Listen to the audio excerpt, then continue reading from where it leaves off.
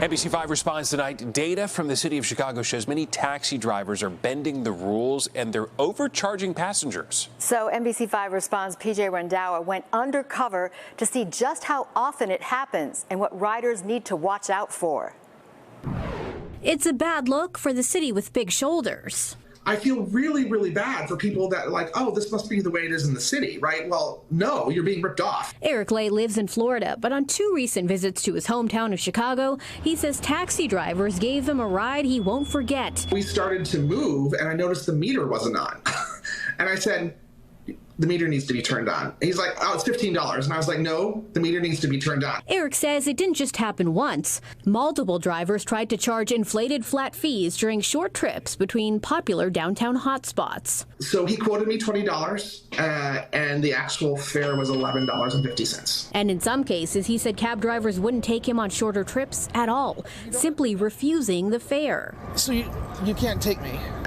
It happened a half a dozen times. Turns out it's illegal for Chicago cab drivers to demand flat fees higher than the metered rate or refuse any person transportation. But an NBC5 Responds investigation reveals they do both a lot. People may be potentially kind of sort of singling out tourists or people who may not know better. A public records request turned up 6 months of taxi complaints from the last half of 2024. 1,880 complaints in total, averaging about 10 a day. But over 40% of those complaints, they were about fare issues. So NBC5 Responds hit the streets, visiting Chicago hotspots to see for ourselves. Immediately, the first taxi we hailed said they couldn't take us. You have no cash? No. I'm sorry, my meter is not installed. But operating a taxi with a broken meter is also illegal. And just one ride later... Do you need to turn the meter on? No, it's flat rate. Oh, okay. Is that allowed?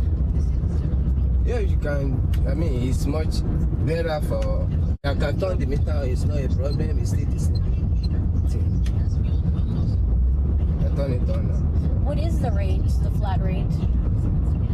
It depends. It can be 10, it can be 11. Once the meter was turned on, that ride turned out to be just $8. In total, of the 6 rides we took, only 2 tried to charge us a flat fee. Afterwards, we caught up with one of the drivers who wanted us to pay in cash.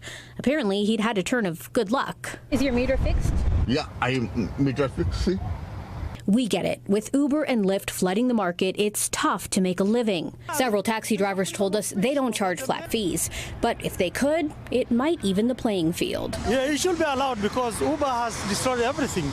It's very tough. We have kids to raise. We have payment to make for the cars. It's tough. Yet others didn't seem to realize that charging a flat rate higher than the metered fare was illegal at all. But it had to be a negotiation between the passenger and the driver. No, it's illegal. No, I don't think so. There's a sign, I think, in the back of your taxi. I'm not able to see, but I'm sure I'm quite with them. I've been driving for some time, so I know what I'm saying. I shouldn't have to tell you to turn the meter on in your own cab.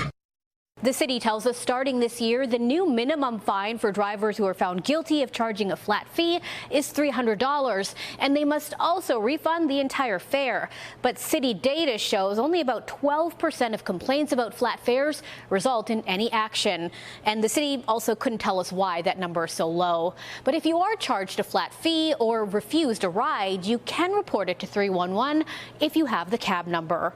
PJ Randawa, NBC5 Responds.